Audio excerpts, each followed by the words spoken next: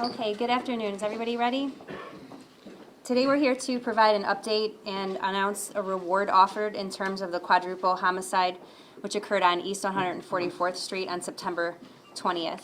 As you know, there were 4 young males and females found deceased in that abandoned house on the 20th of September.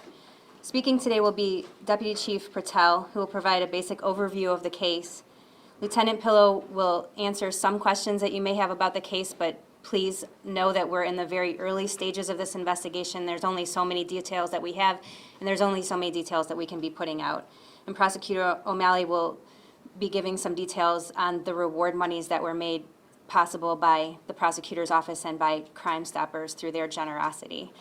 The other thing I want to mention is that we will not be talking about any other cases today. We're going to stay on topic, and we're only covering this case. So I'm going to lead with Deputy Chief Patel. Good afternoon, everyone. Just want to let you know that today is a very serious day for us. Want to make sure that our plea is heard to the community. We had 4 young lives taken, not lost. They were taken on East 144th, and the perpetrators are out there. They're amongst us. Someone has some information. Someone has even one small piece of the puzzle. The investigators are doing what they can do. Our partners are assisting us, but the public is our largest partner. And we ask the public to please call into Crime Stoppers, call into the police station, any of our other partners, the prosecutor's office, the FBI, or if you have a religious leader you want to trust with it and have them come to the police department, please let us know any information you may have relative to this. The perpetrators are out there, and who knows what else they could do. It could be you or your family members or your friends. Our neighborhoods are still in jeopardy.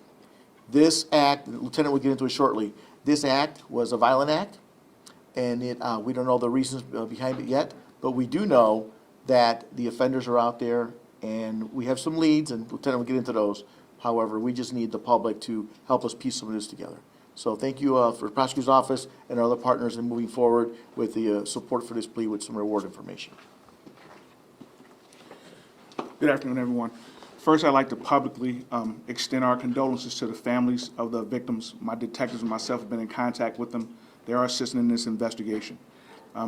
Again, we're extremely early in this investigation. We're trying to work backwards in creating timelines. What's important to us is that people know that while you may not have specific information about the homicide, any interaction you might have had with these victims before their deaths could be helpful to us in placing a timeline, in placing contacts, and establishing some relationships. So we're asking anyone with any information about the victims in general, within any time frame close to before their death, reach out to us and get us some information. As you know, we responded to a scene. We recovered the victims. There was some time before the identification. So again, that kind of hampered the investigation a little bit, trying to figure out who we were, whose deaths we were investigating. We did a tremendous job with the crime scene. We had some assistance from some outside agencies as well. There was a follow-up to investigating that crime scene, and that's what we have to work with right now. We do have some leads. I won't go into specifics about those leads because I don't want to jeopardize the investigation, but we need more leads. If there are any questions that I can answer without getting into too much detail at this time, I will. Ms. Lawson, she was pregnant. Yes, Ms. Lawson was pregnant. Let's see, you guys were, this might be for the deputy chief, but you guys were dispatched out there the day before, the morning before they were found for, bad smell coming from the house. No one was sent out there. Why was no one sent out there?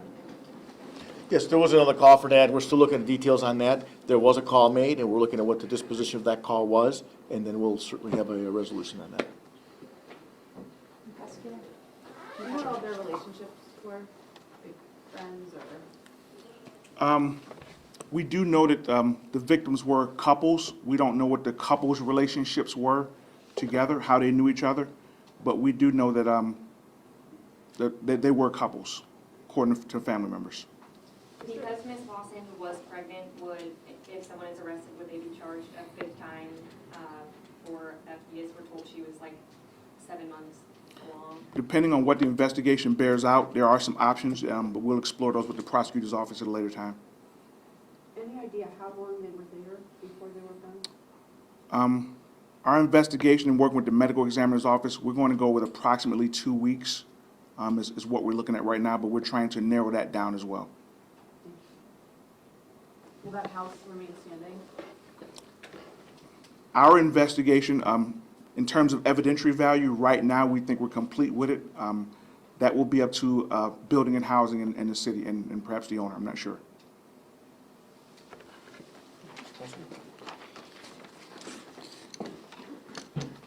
Again, my condolences go out to the families of these 4 young adults. The Cuyahoga County Prosecutor's Office and the Cleveland Police Department put solving this crime is their highest priority.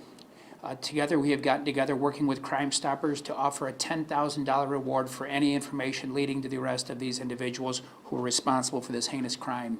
Again, the reward is now $10,000 for any information leading to solving this crime. Okay, thank you. Mike, can you, I guess, talk a little bit about what kind of goes into the factors in deciding whether or not to charge somebody for killing an unborn? Well, you know what, we're still waiting for information, but certainly viability of the young child, the unborn child. We're still waiting to get information from the coroner's office, but certainly viability of the child would be prime. When were they first reported missing? Going through our report system and the county report system, none of these victims were reported missing. Thank you. Thank you. Thank you.